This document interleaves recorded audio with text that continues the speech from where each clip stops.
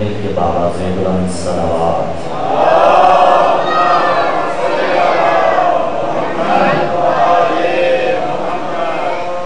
وارث شریف فرض اعظام امام زمانہ کے جد ظہور کے لیے مل کے بابا سے بلند صلوات۔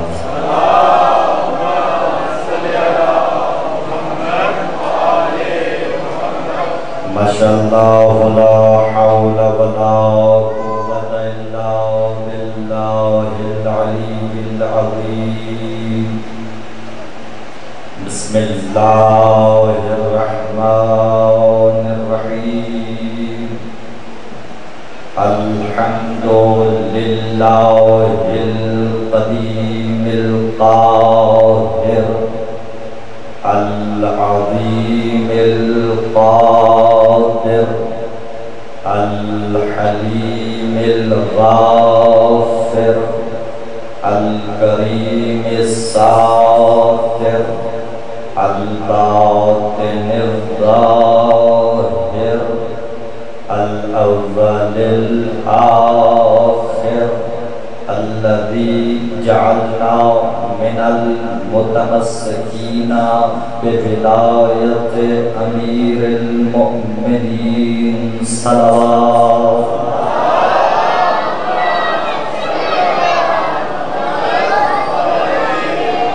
الصلاة والسلام والتحیۃ والاکرام على الشریف المشرف بأشرف الرسالات الکریم المکرم بأکرم البینات العظیم المعظم بأعظم الآیات الفاضل المفضل على جميع الكائنات مولانا مولا الثقلین جد الحسن والحسین ابی القاسم محمد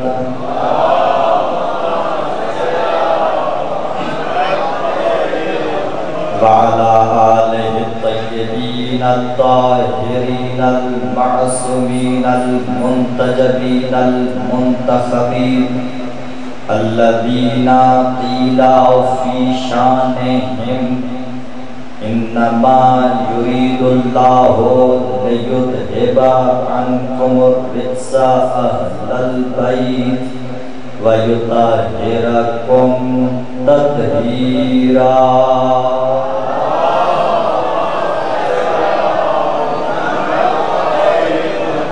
اما بعد فقد قال اللہ سبحانہ وتعالی فی کلامہ المجید وفرقانہ الحمید وقولہ الحق۔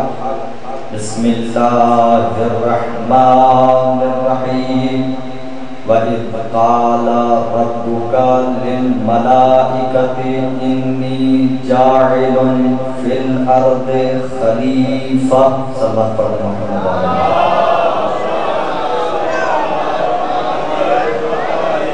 ماشاءاللہ کافی تعداد میں آپ تشریف فرما ہیں۔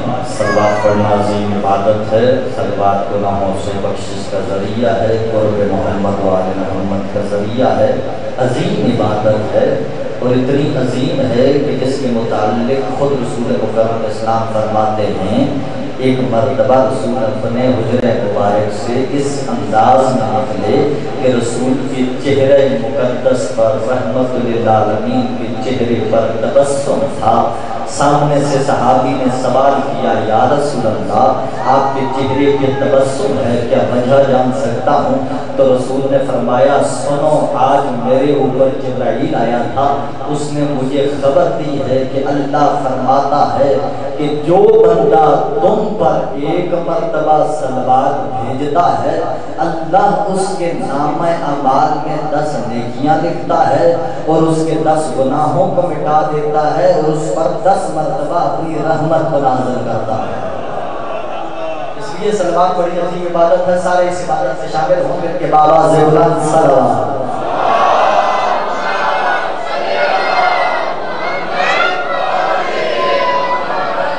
کل کے مختصر وقت میں کچھ عرائض اپنے موضوع کے ضمن میں جلدی آپ کی خدمت میں پیش کی ہیں۔ عزیزان گرامی قدر، خالق لم نے پہلا اعلان یہ کیا نورانی مخلوق کے اندر کہ تمہاری نجات کے لیے انسانوں، تمہاری ہدایت کے لیے ہادی بنانا تمہارا کام نہیں ہے، ہادی بنانا اللہ کا کام ہے۔ ہادی اللہ بناتا ہے، ہادی نبی کی صورت میں ہو تب بھی اللہ بناتا ہے، ہادی رسول کی صورت میں ہو تب بھی اللہ بناتا ہے، ہادی امام کی صورت میں ہو تب بھی اللہ بناتا ہے، ہادی اگر نبی کے جانشین کی صورت میں ہو تب بھی اللہ بناتا ہے۔ میرا اللہ، پھر ہمارا کیا کام ہے؟ ہادی تو نے بنانا ہے، ہدایت کا ذریعہ تو نے فراہم کرنا ہے، ہمارا کیا کام ہے؟ آواز پروردگار ہے، تمہارا کام ہدایت لینا ہے، ہدایت دینا اللہ کا کام ہے، اللہ کے نبیوں کا کام ہے، اللہ کے نبیوں کے جانشین کا کام ہے۔ ہم نے انسانوں نے ہدایت لینی ہے، اور ایسا نہیں ہے کہ میں یہ بات خود سے کر رہا ہوں۔ قرآن کی ابتدا جس سورہ سے ہوئی وہ سورہ کے جسے اللہ نے قرآن کا مقدمہ قرار دیا، وہ سورہ جس کے متعلق رسول فرماتے ہیں کہ اگر پورے قرآن کو جمع کیا جائے تو سورہ فاتحہ بنتی ہے، اور اگر سورہ فاتحہ کو جمع کیا جائے تو بسم اللہ بنتی ہے، اور اگر بسم اللہ کو جمع کیا جائے تو با بنتا ہے۔ ایسے ہی علی نے نہیں کہا کہ انا نقطہ تحت البا، اسی لیے کہا کہ دنیا کو بتانا چاہتے ہیں کہ اگر قرآن کو جمع کر دیا جائے تو علی بن جاتا ہے۔ اس فاتحہ الکتاب ہے، اور دیکھیں یہ معمولی سورہ نہیں ہے، یہ وہ سورہ ہے کہ جسے خود اللہ نے اپنے لیے پسند کیا ہے کہ میرے بندے کو مجھ سے کیسے ہم کلام ہونا چاہیے، پہلے میری حمد و ثنا کرنی چاہیے، پھر اپنی عاجزی اور انکساری کا اعلان کرنا چاہیے کہ میرا اللہ ہم تیرے سوا کسی کی عبادت نہیں کرتے، ہم تیرے سوا کسی کے محتاج نہیں ہیں، مدد صرف تجھ سے مانگتے ہیں، ہدایت بھی مجھ سے طلب کریں۔ اب یہ اتنی خدا کی پسندیدہ سورہ ہے کہ خدا نے اپنے بندے کو جب اپنی بارگاہ میں بلایا، کہا میرا بندہ میری بارگاہ میں تو 5 وقت کے لیے آ، اپنی زندگی جیسے سارا وقت مجھے نہ دے، بس اتنا وقت دے، تھوڑا سا وقت دے، تاکہ دنیا میں دیکھنے والوں کو پتہ چلے کہ یہ دنیا کا آوارہ نہیں بلکہ اللہ کا عبادت کرنے والا بندہ ہے۔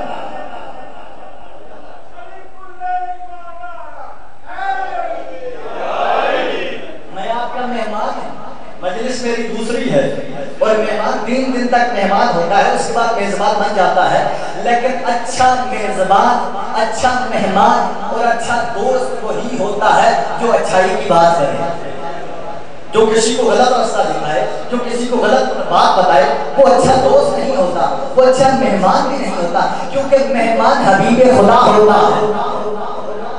میں 2 باتیں روک کے یہاں پہ عرض کر دوں کہ آپ کی توجہات میرے ساتھ ہوں اور محبت سے سن رہے ہیں۔ یاد رکھیے، اب اللہ نے اتنا پسند کیا، سب سے پہلے یہاں پہ روک کے بعد عرض کر رہا ہوں، اللہ ہماری عبادتوں کا محتاج نہیں ہے، اللہ ہماری نمازوں کا محتاج نہیں ہے، ہم نماز نہ پڑھیں تو پھر بھی کبریا ہے، ہم روزہ نہ بھی رکھیں پھر بھی وہ کبریا ہے، اللہ ہماری نمازوں کا محتاج نہیں ہے، بلکہ ہم محتاج ہیں کہ دنیا کو دکھا سکیں کہ اللہ کا بندہ کیسے ہوتا ہے۔ اگر اللہ نے دیکھیے، اللہ نے کیوں ہم پہ عبادت کو واجب قرار دیا؟ میرے بعض دوست احباب ناراض نہ ہوں، یہ عبادت لالچ نہیں ہے، اللہ کی نعوذ باللہ لالچی ہے، نہیں، ایسا نہ سوچنا۔ اللہ نے کیوں عبادت کو لازم قرار دیا؟ کمال جب علی کی ذات میں، علی سے بڑھ کے کوئی ایسا جملہ کہہ بھی نہیں سکتا۔ دنیا والے اگر نماز پڑھتے ہیں تو کسی کو جنت کی لالچ ہے، دنیا والے اگر نماز پڑھتے ہیں کسی کو دوزخ کا خوف ہے، لیکن میرے مولا میرے کائنات نے سلیقہ بتا دیا کہ میرے پروردگار، یہ تیرا بندہ جو علی ہے، جسے تو نے علی بنایا، دنیا نے نہیں، جسے اللہ نے علی بنایا، وہ علی اللہ کی بارگاہ میں کھڑے ہو کے کہہ رہا ہے میرا اللہ علی اسے کہتے ہیں کہ جو تیری عبادت نہ جنت کی لالچ میں کرے، کیونکہ جو لالچی ہوتا ہے وہ تاجر ہوتا ہے، اور نہ تیری عبادت میں جہنم کے خوف سے کرتا ہوں، کیونکہ جو خوف زدہ ہو وہ غلام ہوتا ہے۔ میں تیری عبادت لیے کرتا ہوں کہ تیرے سوا کوئی لائق سجدہ ہو نہیں سکتا۔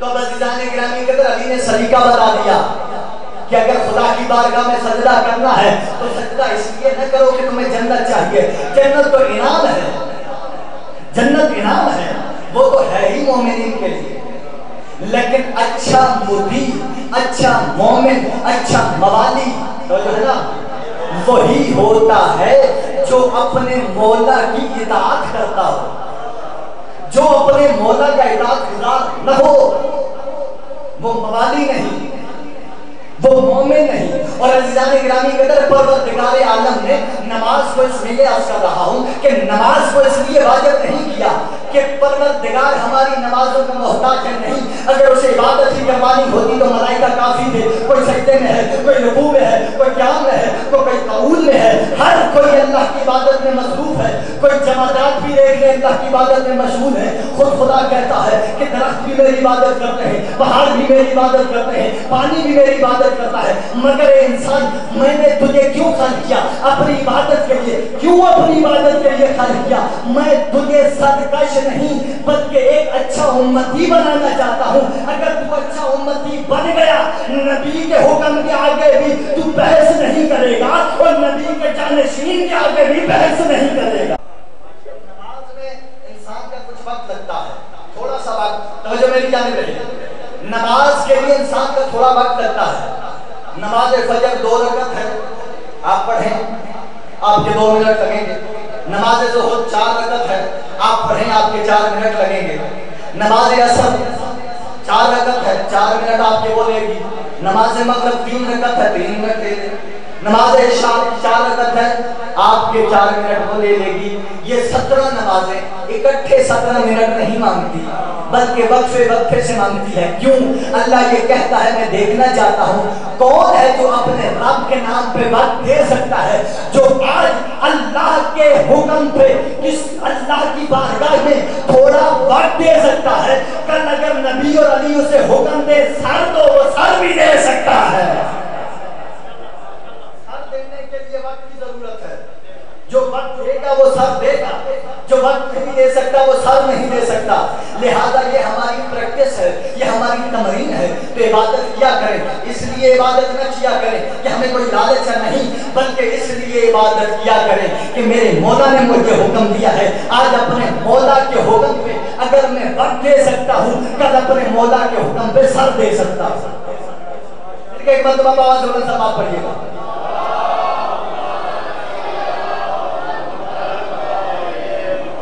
ناراض تو نہیں ہو رہے، بس یہ کچھ جملے تھے، پیغام دینا تھا۔ یہ کربلا، یہ محرم جو ہمارے پاس آتا ہے اسے معمولی نہ سمجھیں، یہ ایک مکتب ہے۔ کربلا صرف مکتب نہیں ہے، کربلا ایک مکتب ہے۔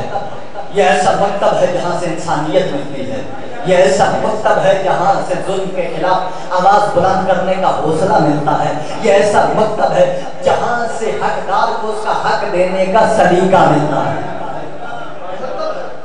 اس مکتب سے ہم نے سیکھنا ہے، بس اس مکتب کا حق ادا کرنے کی کوشش کرتا ہوں۔ تو جانے گرامی کے اندر پروردگار نے ہمیں کہا ہادی بنانا تمہارا کام نہیں ہے۔ میں اپنے قرآن کی ابتدا میں تمہیں بتا رہا ہوں کہ تمہارا کام کیا ہے۔ ارشاد رب العزت ہوتا ہے کہ اہدنا الصراط المستقیم، تمہارا کام ہادی بنانا نہیں ہے بلکہ رستے کی ہدایت مانگنا ہے۔ جب بھی بارگاہ رب العزت میں آؤ ہادی بنانے کے کام نہ کرو بلکہ ہاتھ اٹھا کے دعا کرو پروردگار ہمیں سیدھے رستے کی ہدایت دے۔ اگر اللہ سے ہدایت مانگو گے ہادی بھی مل جائے گا، ہدایت بھی مل جائے گا۔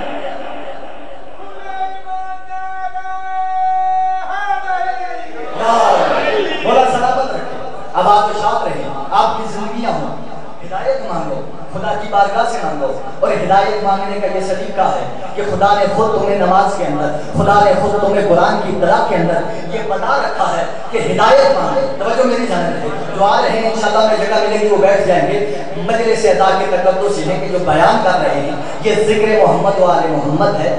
یہ وہ قرآن صامت پڑھا جائے تو حکم یہ ہے کہ خاموشی سے سنو، یہ قرآن ناطق کا ذکر ہے، اسے بھی خاموشی سے سنو۔ تو لہذا آپ کی توجہات میری ساتھ میں رہیں گی تو یہ سفر آسانی سے رہے گا۔ پروردگار نے ہمیں کہا کہ تم مجھ سے ہدایت مانگو، میں تمہیں ہدایت دوں گا۔ ہم نے کہا پروردگار تم نے خود کہا ہے کہ دعا مانگو میری بارگاہ میں، اہدنا الصراط المستقیم، ہادی تو بناتا ہے، ہدایت ہم مانگ رہے ہیں۔ پروردگار تو نے ہمیں ہدایت دینی ہے، ہم ہدایت مانگنا چاہتے ہیں، سیدھے رستے پہ چلنا چاہتے ہیں۔ یہاں پہ پروردگار نے ہمیں یہ نہیں کہا کہ دعا مانگو کہ ہمیں منزل تک پہنچا یا ہمیں منزل کی ہدایت کر، نہیں، بلکہ کہا یہ ہے کہ تم دعا مانگو میرا اللہ مجھے سیدھے راستے کی ہدایت دے۔ یعنی پروردگار یہ بتا دیتا ہے کہ جس کا راستہ سیدھا ہو اس کی منزل بھی سیدھی ہوتی، جس کا راستہ غلط ہو اس کی منزل بھی غلط ہوتی ہے۔ اور عزیزان گرامی اگر عمومی طور پہ ایک لفظ آپ استعمال کرتے ہیں گمراہ، فلاں گمراہ ہے، اس کا مطلب کیا ہے؟ گمراہ، یعنی یہ راستے کو گم کر چکا ہے۔ یہ ہے فارسی کا لفظ، گمراہ فارسی کا لفظ ہے، فارسی میں مرکب ملائے جاتے ہیں تاکہ ایک نیا معنی اخذ کیا جائے۔ اب یہ گمراہ اس کا مطلب ہے راہ کو گم کرنے والا، اس کے بدلے میں ہے کہ ہدایت مانگو سیدھے راستے کی، صراط مستقیم، ایک ہی راستہ ایک ہی ہے اور وہ صراط مستقیم ہے۔ اب صراط مستقیم ہے کیا؟ یہ راستہ کیا ہے؟ اب نبی مسجد نبی پر، منبر نبی پر جلوہ فروز ہے اور خطبہ ارشاد فرما رہے ہیں، یا دوران خطبہ ایک صحابی کھڑے ہوئے اور کھڑے ہو کر کہا یا نبی اللہ بتائیے تو صحیح، یہ جو اللہ نے ہمیں کہا ہے اہدنا الصراط المستقیم، صراط مستقیم کی ہدایت کی دعا مانگو، یہ صراط مستقیم ہے کیا؟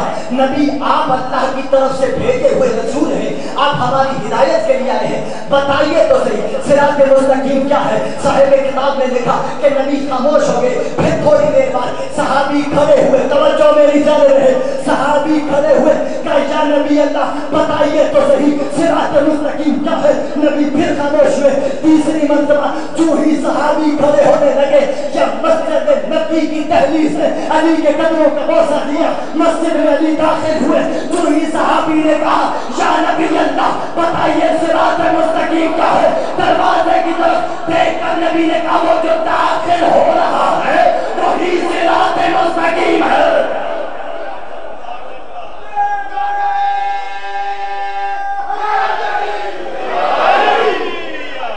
نبی فرما رہے ہیں صراط مستقیم، جس راستے پہ تم نے چلنا ہے وہ راستہ ہدایت جس سے تم نے حاصل کرنی ہے وہ علی ہے۔ توجہ میری جانب ہے، پوری ذمہ داری سے اہل سنت کے جملے پڑھنے لگا ہوں، پہلے کتاب سے ذمہ داری سے کسے حوالہ چاہیے، میرے پاس حوالے موجود ہیں، اہل سنت کی کتاب میں بھی موجود ہیں، ہماری کتابوں میں بھی موجود ہیں۔ اب اہل سنت کی زبان سے پڑھنے لگا ہوں، اہل سنت کے علماء کی زبان سے، ان کے کلپ موجود ہیں، جسے چاہیے ہو حقیر کے پاس وہ کلپ موجود ہیں۔ اہل سنت کے علماء یہ کہتے ہیں کہ مسجد نبی کے منبر پر نبی جلوہ فروز تھے، خطبہ ارشاد فرما رہے تھے، حضرت ابوبکر صدیق رضی اللہ کھڑے ہو کے سوال کیا یا نبی اللہ ہمیں سیدھا راستہ دکھائیے، ہمیں سیدھا راستہ دکھائیے۔ کہ نبی نے کہا، نبی نے فرمایا اجلس، کہ بیٹھ جاؤ، اپنی جگہ پہ بیٹھ جاؤ۔ کہ دوسری مرتبہ پھر کھڑے ہوئے، پھر نبی نے کہا اجلس، اپنی جگہ پہ بیٹھ جاؤ، تیسری مرتبہ کھڑے ہوئے۔ اہل سنت علماء نے یہ کہا ہے کہ 9 مرتبہ حضرت ابوبکر صدیق امت مسلمان کے پہلے خلیفہ نے 9 مرتبہ، 2 مرتبہ نہیں 9 مرتبہ، 10 مرتبہ کھڑے ہو کر رسول سے سوال کیا یا نبی اللہ ہمیں بتائیے صراط مستقیم کیا ہے، ہم آپ سے ہدایت لینا چاہتے ہیں۔ کہ اتنی دیر میں علی مسجد میں کھڑے، مسجد میں داخل ہوئے، جو ہی علی مسجد میں داخل ہوئے نبی کی آنکھوں نے تلاش کرنا شروع کیا، تلاش کرتے ہوئے کہا این ابو بکر، ابو بکر کہاں گئے ہو؟ ابھی سوال کرو میں جواب دیتا ہوں۔ جو ہی ابو بکر کھڑے ہوئے سوال کیا یا نبی اللہ آپ ہادی ہیں، آپ رہنما ہیں، آپ اللہ کی طرف سے بھیجے ہوئے ہیں، ہمیں بتائیے وہ صراط مستقیم کیا ہے جس کی ہم نے ہدایت حاصل کرنی ہے۔ نبی نے علی کے کندھے پہ ہاتھ رکھا، کہا ابو بکر اعرفوا ھذا صراط مستقیم، پہچانو یہی سیدھا راستہ ہے۔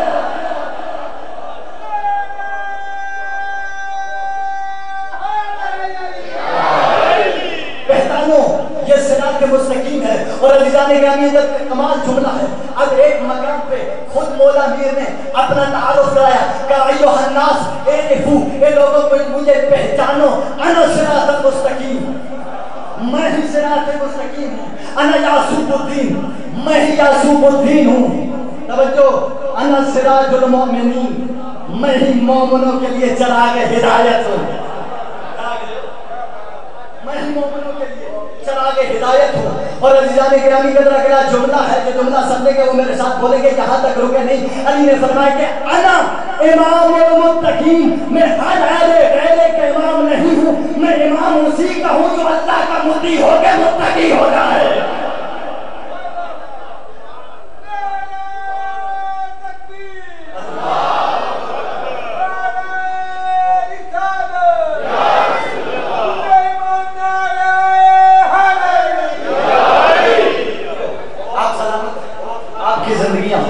मोला किसी के मोहताज न करे सिवाय दर अहले बैत के, मोला किसी गम में आपको न रुलाए सिवाय अहले बैत के। तो अज़ीज़ान गिरामी कदर, हमारा काम है रास्ते पे चलना, रास्ते की हिदायत तलब करना। रास्ता हमें अल्लाह ने बताया, रास्ता हमें रसूल ने बताया। और मासूमीन अलैहिस्सलातु वस्सलाम ने मुसलसल फरमाया कि याद रखो, अगर तुम चाहते हो कि तुम सिराते मुस्तकीम पर रहो, बाकी रहो और सिराते मुस्तकीम पे चलते रहो, मंज़िले हक तक पहुंच जाओ, मंज़िले हक तक पहुंच जाओ, तो याद रखो अली की विलायत ही हकीकी सिराते मुस्तकीम है। यही रास्ता सिराते मुस्तकीम है। और अज़ीज़ान गिरामी कदर, बड़ी जिम्मेदारी से सिराते मुस्तकीम हमें मंज़िले हक तक ले जाएगा। हमने हिदायत हासिल करनी है, हिदायत हासिल करके हक के रास्ते पे रह के असल हक तक पहुंचना है। हादी की मारिफत जरूरी है। हादी जिस रास्ते की हिदायत करे उस रास्ते की मारिफत का होना भी जरूरी है। मैं आज की मजलिस में रास्ता बताना चाहता हूँ कि इस रास्ते पे चलने पर हमें हिदायत मिलेगी, हम हादी का दामन थाम सकते हैं। रास्ता ठीक हो तो रहनुमा भी अच्छा मिलता है, वरना रास्ते गलत पे चल रहा हो तो आगे जो मिलेंगे वो सारे गलत ही मिले। आगे रास्ते पे चलते हुए जा रहे हैं तो सारे गलत मिलेंगे, क्योंकि खुद कुरान में अल्लाह ने इसी आयत के अगले हिस्से में फरमाया कि सिरातल लज़ीना अनअमता अलैहिम, उस रास्ते की हिदायत तलब करना कि जिस पे चलने वालों पर अल्लाह का इनाम हो। तो जो है गैरिल मग़ज़ूबि अलैहिम, ऐसे रास्ते की तरफ मत जाना कि जिस पे चलने वालों पर अल्लाह का गज़ब हो।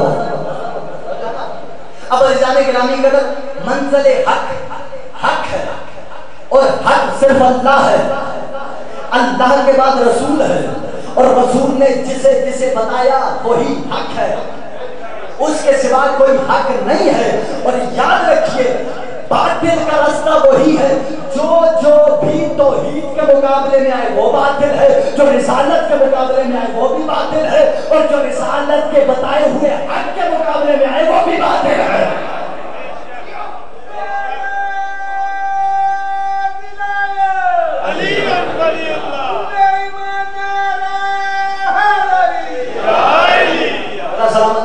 तो अज़ीज़ान गिरामी कदर, हक, रास्ता हक, मारिफत हक जरूरी है।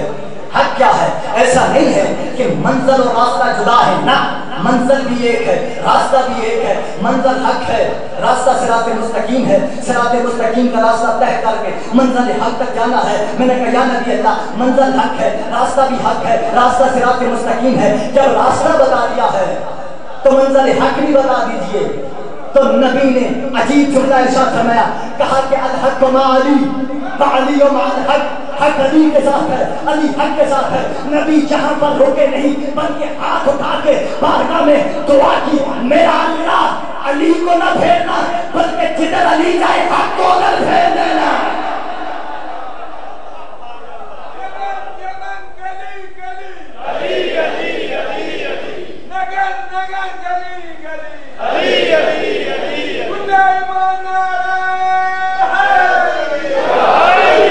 और अज़ीज़ान गिरामी कदर, यहाँ पे जुमला आ गया है तो जुमला अर्ज़ कर दूं। बहुत से लोगों ने बहुत कोशिशें की कि अली को मिटाया जाए। आज भी ताज़ा सूरत हाल है कि लोगों ने कोशिश की कि पाकिस्तान के सिलेबस के अंदर से अली को निकाल दिया जाए, अली को मिटा दिया जाए, अली को हटा दिया जाए। मैं कहूँगा नहीं, जब नबी ने कह दिया अली हक है और हक कभी छुप नहीं सकता।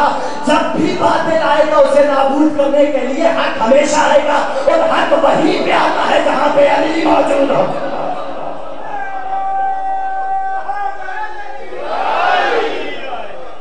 और ये आज की बात नहीं है, بڑی پرانی بات ہے، تاریخ گواہ ہے کہ علی کا حق مٹانے کے لیے بڑی کوشش کی گئی. یاد رکھیے علی کا حق مٹانے کے لیے بڑی کوششیں کی گئی. تاریخ گواہ ہے کہ تخت بھی علی کے خلاف رہے، تاج بھی علی کے خلاف رہے. یاد رکھیے بادشاہ بھی علی کے خلاف رہے، سلطنت علی کے خلاف رہی، خطیب علی کے خلاف رہے، خطبے علی کے خلاف دیے گئے، مورخ علی کے خلاف رہے، تاریخ علی کے خلاف رہے، مفتیوں کے فتوے علی کے خلاف آتے رہے، قاضیوں کے فیصلے علی کے خلاف آتے رہے. لیکن 1400 سال کی تاریخ گواہ ہے یہ سارے مٹے، تاخت ٹوٹ کے، تاج الٹ گئے، مگر علی کل بھی حق تھا، علی آج بھی حق ہے، علی قیامت تک حق ہی رہے گا.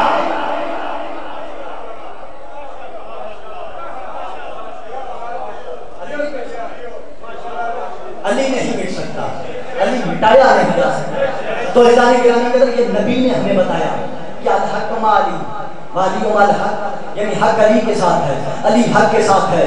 جو علی کریں گے وہی حق ہوگا، علی جو کریں گے وہی حق ہوگا. کوئی اور اگر یہ پہچاننا ہو کہ کیا یہ جو کر رہا ہے یہ حق کر رہا ہے یا حق نہیں کر رہا، بس پیمانہ نبی نے دیا. یاد رکھو اگر اس کا کیا ہوا علی کے بتائے ہوئے کے مطابق ہے تو یہ حق پر ہے، اور اگر علی کے بتائے ہوئے کے مطابق نہیں ہے تو یہ باطل پر ہے.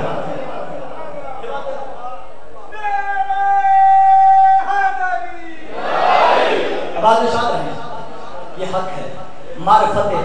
اور عزیزان گرامی قدر ہم نے ایسے ہی علی کو امام نہیں مانا، ہم نے نہ تلوار کے زور پہ مانا ہے نہ کسی لالچ میں مانا ہے. ہم نے پوری کائنات میں اور پوری تاریخ انسانیت میں نگاہ دوڑائی، ہر میدان میں ہم نے دیکھا ہمیں علی سب سے آگے نظر آیا. جیو جیو سلامت رہو سلامت رہو. ہم نے توجہ میری جانب رہے، میرا جملہ ضائع نہ ہو. بڑے ہی قدردان لوگ بیٹھے ہیں، میں آپ کے سامنے پڑھ ہی اسی لیے رہا ہوں کہ آپ قدر سے سن رہے ہیں. مولا آپ کو سلامت رکھے. اور میں ایک جملہ کہا کرتا ہوں کہ عشق انسان کے وجود کے اندر ایک ظرف کا نام ہے. انسان کے وجود کے اندر یہ صرف ظرف ظاہری نہیں ہے. جس طرح انسان کے وجود کے اندر قلب ایک ظرف کا نام ہے، ایک قلب عضو صنوبری ہے کہ جس کا کام ہے کہ پمپ کر کے پورے وجود کو خون دینا. لیکن ایک ایسا قلب بھی ہے کہ جہاں پر آپ کی خوشیاں، غمیاں، تنگیاں، ساری دوستوں کی یادیں، پرانی یادیں، خاندان کی یادیں ہوتی ہیں. کبھی آپ نے سنا ہو کسی بزرگ کا آپریشن ہوا ہے اور وہاں پر انہوں نے ساتھ میں تھیلی دی ہو کہ آپ کے بزرگوں کی یادیں بھی سمیٹ لیں. ایسا نہیں ہوا. کیوں؟ اس لیے کہ یہ قلب ظاہری نہیں ہے. اس کے متعلق علماء نے بڑا خوبصورت جملہ دیکھا، کہا وہ قلب کہ جو انسان کے اندر چیزوں کو محسوس کرتا ہے وہ 3 طاقتوں کا مجموعہ ہے. ایک ادراک، دوسرا ارادہ، تیسرا شعور. کہا کہ نبی کے اندر بھی جو قلب تھا قرآن اس قلب پہ نازل ہوا ہے، وہ قلب یہ عضو صنوبری نہیں تھا بلکہ وہ وجود تھا کہ جو ان 3 طاقتوں کا مجموعہ تھا. نبی کا قلب بھی ان 3 طاقتوں کا مجموعہ ہے، ہمارا بھی ان 3 طاقتوں کا مجموعہ ہے. مگر کبھی بھی اپنے قلب کو نبی کے قلب جیسا نہ سمجھنا، اس لیے کہ ہمارا قلب وہ ہے کہ جس کے متعلق قرآن فرماتا ہے جس کی پہلی طاقت قلب 3 طاقتوں کا نام ہے، ارادہ، ادراک اور شعور. ہمارے ادراک کی صورت حال یہ ہے کہ قرآن یہ فرماتا ہے کہ وما ادراک ما لیلۃ القدر. تمہیں کیا پتا جس رات میں قرآن نازل ہوا وہ رات کتنی عظیم ہے. جب ہمارے ادراک میں وہ رات نہیں آ سکتی جس رات میں قرآن نازل ہو، پھر وہ ذات کیسے آ سکتی ہے جس کے دل میں پورا قرآن نازل ہو.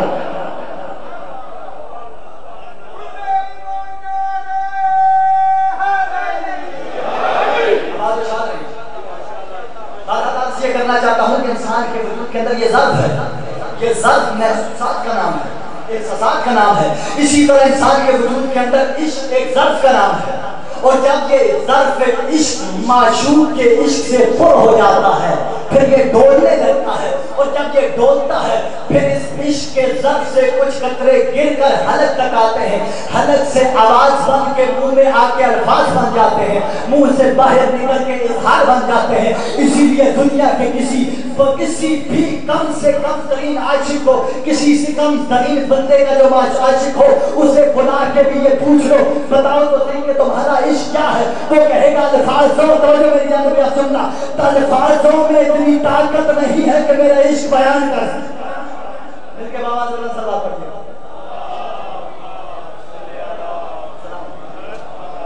बस तवज्जो समेटने लगा हूँ कि अल्फाज़ों में इतनी ताकत नहीं है कि मेरा इश्क बयान कर सके। हम इसीलिए दुनिया से कहते हैं कि दुनिया के मामूली इश्कों को छोड़ दो, दुनिया के किसी और को महबूब बनाना छोड़ दो।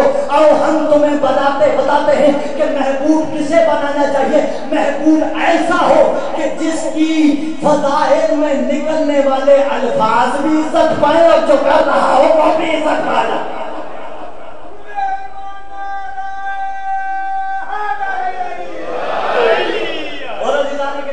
जो अभी तक खामोश बैठे पूरी मजलिस में, जिन्होंने अभी तक बोलने की ताकत जिन्हें नहीं आई, उन्हें हौसला देने लगा हूं कि दो बंदे ऐसे हैं कि जो इश्क का इजहार नहीं करते।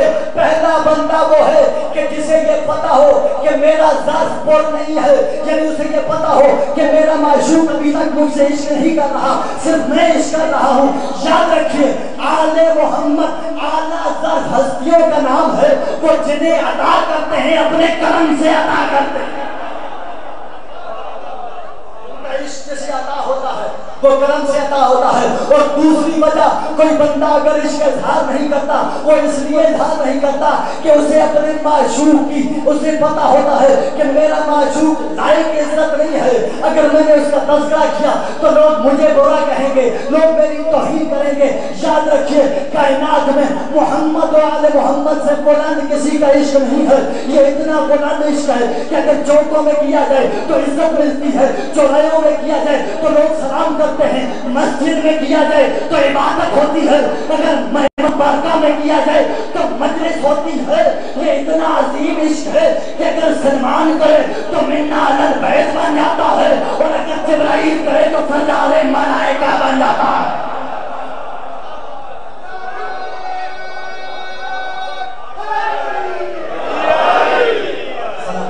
आपकी जिंदगी बस मुझे आज ये बात कि जहाँ हादी बनाना अल्लाह का काम है, हमारा नहीं। हमारा काम हिदायत लेना है, और सलीका अल्लाह ने सिखाया है और नबी ने बताया है कि सिरात मुस्तकीम क्या है और मंज़िल हक क्या है। बस दुख इस बात का है कि अगर लोग नबी के बताए हुए रास्ते पे चलते तो आले मोहम्मद अपने घर से बेगार न होते। अजीजों, मेरा दिल चाह रहा है कि मैं करबला का वो मुकदमा पढ़ूं जिस मुकदमे की वजह से करबला बर्पा हुई है। मेरी मुराद रसूल की वो लफ्ज़ जिगर कि जिसके एहतराम में रसूल खड़े हो जाया करते थे। अहले सुन्नत की किताब है सही बुखारी, बड़ी मशहूर मारूफ है। उम्मुल मोमिनीन हज़रत आयशा रिवायत करती हैं कि जब भी रसूल की दुख्तर नेक अख्तर रसूल के हुजरे में दाखिल होती, काम रसूलुल्लाह, रसूल खड़े हो जाते और उसके बाद आगे बढ़ते और अपनी बेटी के हाथों का बोसा लेते, चेहरे का बोसा लेते, पेशानी का बोसा लेते। अगला जुमला बड़ा अजीब है। बीबी फरमाती है कि मैं अपनी आंखों से देखती थी जाला सहारा मजलिस से ही कि उस बीबी को बिठाते थे अपनी मसनद पर। इतना एहतराम करते थे अजीजों। वो बीबी, सुन लीजिए, कोई मामूली बीबी नहीं है। रसूल का आखिरी वक्त है, अपनी लख्त जिगर की गोद में रसूल का सर है। ये दरवाजे पे तकबाब हुआ, पूछा कौन? कहा साइल हूँ, बारगाह रिसालत में आया हूँ। बाबा की तरफ देखा, कहा अभी मेरे बाबा आराम फरमा रहे हैं, कुछ देर के बाद आना। साइल वापस हो गए। फिर थोड़ी देर बाद तकबाब हुआ। आकाज़ादी ने पूछा कौन? का साइल हूँ। का तुम्हें बताया है ना मेरे बाबा आराम कर रहे हैं, चले जाओ फिर आना। तीसरी मर्तबा जो तकबाब हुआ ना, बीबी ने पूछा कौन? कहा साइल हुआ। बीबी ने पटाया नहीं बन के रोना शुरू किया। आकाज़ादी रो रही थी। روتے ہوئے آقا ذاتی کے آنسو چہرے اقدس رسالت پر آگئے، رسول کی آنکھ کھل گئی، دیکھ کر کہا اے میری لخت جگر، اے میری پیاری بیٹی، آپ کی آنکھوں میں آنسو، ایسا کیا ہوا؟ کہا بابا ایک سائل ہے جو بار بار دروازے پہ آ رہا ہے، میں نے اسے بتایا ہے کہ میرے بابا آرام کر رہے ہیں، یہ جملے سننے تھے نا، رسول نے بھی رونا شروع کر دیا۔ کہا بابا آپ کیوں رو رہے ہو؟ کہا جانتی ہو بیٹی یہ کون ہے؟ کہا یہ وہ ہے کہ جب آدم کی روح قبض کرنے آیا تو اجازت طلب نہیں کی، جب نوح کی روح قبض کرنے آیا تو اجازت طلب نہیں کی، جب ابراہیم کی روح قبض کرنے آیا تو اجازت طلب نہیں کی، جب موسیٰ کی روح قبض کرنے آیا اجازت طلب نہیں کی، عیسیٰ کی روح قبض کرنے آیا تو اجازت نہیں مانگی۔ آج اگر زہرا میں تیرے گھر میں نہ ہوتا نا تو شاید یہ مجھ سے بھی اجازت نہ مانگتا۔ آج اگر اس نے تیرے در پہ کھڑے ہو کے اجازت مانگی ہے نا تو یہ تیرے در کے احترام کی وجہ سے۔ اجرکم عند اللہ بس اللہ ڈالو، ابھی نبی کا کفن میلا نہ ہوا تھا کہ مسلمان اجر رسالت دینے دروازے پر آ گئے، دروازے پر آ کے آوازیں بلند کرنے لگے۔ آقا زادی دروازے کے پیچھے آئی کہ لوگوں پہچانو یہ در کوئی معمولی در نہیں ہے، اس در پہ رسول رک جایا کرتے تھے، اس در پہ ملائکہ رک جایا کرتے تھے، یہ تو وہ در ہے جہاں جبرائیل بھی رک جایا کرتا تھا۔ باہر سے کسی نے کہا بے شک جتنا بڑا در ہے، جتنا عظیم در ہے، مگر علی کو باہر نہ نکالا تو ہم در کو آگ لگا دیں گے۔ جناب سلمان سے ایک صحابی امیر نے آگے سوال کیا، میں نے سنا ہے کہ لوگوں نے جناب سیدہ کے دروازے پر ہجوم کیا، سلمان نے دھاڑے مار کے رونا شروع کیا کہ سلمان کیوں رو رہے ہو؟ کاش کہ صرف دروازے تک آئے ہوتے تو شاید میں چپ ہو جاتا۔ مسلمانوں نے دروازے کو آگ لگائی، چلتے ہوئے دروازے کو دھکا مارا، گھر کے اندر داخل ہو۔ بس عزیزوں میں منظر بڑھانا چاہتا ہوں، دروازے کو دھکا دیا، اب در و دیوار کے درمیان رسول کی لخت جگر۔ بی بی نے ایک مرتبہ کہا یا ام ایمن خذینی، ام ایمن مجھے سہارا دو، میری پسلیاں ٹوٹ چکی۔ اجرکم عند اللہ، اجرکم عند اللہ بس آزاد آرو۔ اب سننا، جو ہی جناب سیدہ کی نگاہ پڑی نا کہ لوگ علی کے گلے میں رسی ڈال کر علی کو لے جا رہے ہیں، آقا زادی کو اپنے سارے درد بھول گئے۔ جلدی سے آقا زادی آئی، اپنے ولی کا دامن تھام لیا کہ لوگوں میرے سرتاج کو چھوڑ دو، میں سارے درد بھول جاؤں گی۔ اب ایک لائن نے کہا کن خوش جلدی کر بطول کا ہاتھ چھڑوا۔ اب کن خوش نے ہاتھ چھڑوایا۔ عزیزو اللہ کر میں یہ پڑھ سکوں، بس اتنا لکھا ہے کہ زارا با علا یدہا، کہ ظالم نے سیدہ کے ہاتھ پہ ایسا وار کیا کہ صرف ہاتھ نہیں چھوٹا، بی بی بے ہوش ہو کے زمین پر۔ اجرکم عند اللہ، آقا زادی زمین پر گر گئی۔ اب جو افاقہ ہوا، ہوش میں آئی، کیا دیکھا علی موجود نہیں ہے۔ اب علی کی موجودگی نہ ہونا دیکھا، آقا زادی نے اپنی چادر اوڑھی اور کہا کہ اب میں اپنے بابا کے روزے پر جاؤں گی، بابا سے جا کے شکایت کروں گی، بابا کی امت کی شکایت کروں گی۔ اہل مقدم نے لکھا سیدہ کی زندگی میں یہ پہلی مرتبہ ہے کہ سیدہ وہ دروازہ جو مسجد کی طرف کھلتا تھا اس سے نہیں گئی، بلکہ وہ دروازہ جو باہر گلی کی طرف کھلتا تھا، مدینے کی طرف کھلتا تھا۔ پہلی مرتبہ بی بی اپنے گھر سے باہر روضہ رسول کے لیے ایسے راستے سے گئی جہاں سے لوگ تھے، دنیا والوں کو بتانا تھا کہ ولی کی حفاظت کرنے کے لیے آج میں بابا کے روزے پہ جا رہی ہوں۔ ہاں عزادارو، لوگوں کے ہجوم سے گزر کے آقا زادی جب آئی ہے نا نانا کے روزے پر، نانا کے روزے پر ایک ہاتھ اپنے بابا کی قبر پہ رکھا، ایک ہاتھ اپنی ٹوٹی ہوئی پسلیوں پہ رکھا، روئے کر یا آبادا صبت لیا مسائب لو انہا صبت لیا میں سرنا لیا بابا آج تیری بیٹی تجھے بتانے آئی ہے کہ تیری بیٹی پہ کیسے مسائب آئے ہیں۔ بابا تیرے جانے کے بعد مجھ پہ ایسے مسائب آئے ہیں، اگر سفید دنوں پہ آتے وہ سیاراتوں میں بدل۔ اجرکم عند اللہ، مولا کسی غم میں نہ رلائے، सिवाय गम मजलूम के। बस अज़ादारों आखिरी मंजर सुन लो। अब आका ज़ादी अपने बाबा की कब्र पे बैठी रो कर कहती है, बाबा आपके जाने के बाद मुसलमान मेरे दरवाजे पर आए, मैं चुप रही। बाबा आपके जाने के बाद लोगों ने मेरे दरवाजे पे शोर किया, मैं चुप रही। बाबा आपके जाने के बाद मुसलमानों ने मेरे दरवाजे को आग लगाई, बाबा मैं चुप रही। बाबा आपके जाने के बाद मुसलमानों ने मेरे ऊपर दरवाजा गिराया, बाबा मैं चुप रही। बाबा आपके जाने के बाद लोगों ने मेरी पसलियां तोड़ दी, बाबा मैं चुप रही। लेकिन बाबा अब अली को लाए हैं मस्जिद में, अगर अली को शहीद कर दिया बाबा तेरी बेटी खामोश नहीं होगी, अपने सर के बाल खोलेगी, तेरी उम्मत के लिए बद्दुआ करेगी। ये जुमले कहने थे अहले मक्तन ने लिखा। मदीने के दरो दीवार बुलंद हुए, अमीर कायनात ने कहा सलमान जल्दी करो, रसूल की बेटी को रोको वरना उम्मत रसूल नाबूद हो जाएगी। सलमान दौड़ते हुए आए, आकर रोते हुए कहा आका ज़ादी इमाम में वक्त का हुक्म है, बद्दुआ नहीं करनी। बस अज़ादारों आका ज़ादी अब उठी, रोज़े रसूल से वापस आई, अली को साथ लिया, घर में आ गए। बस यहाँ तक लाना था, हाथ बांध कर कहूँगा ओ मेरी आका ज़ादी, ओ मेरी शाहज़ादी, ओ मलके कौनैन, बाबा के बाद तू बड़ी मजलूम है, तेरे ऊपर बड़े मसائब आए। लेकिन आका ज़ादी आखिरी वक्त में जब आप गई ना अपने बाबा की कब्र पर, तो लोगों ने आपका हया इतना कर दिया कि आपके साथ अली को वापस भेज दिया।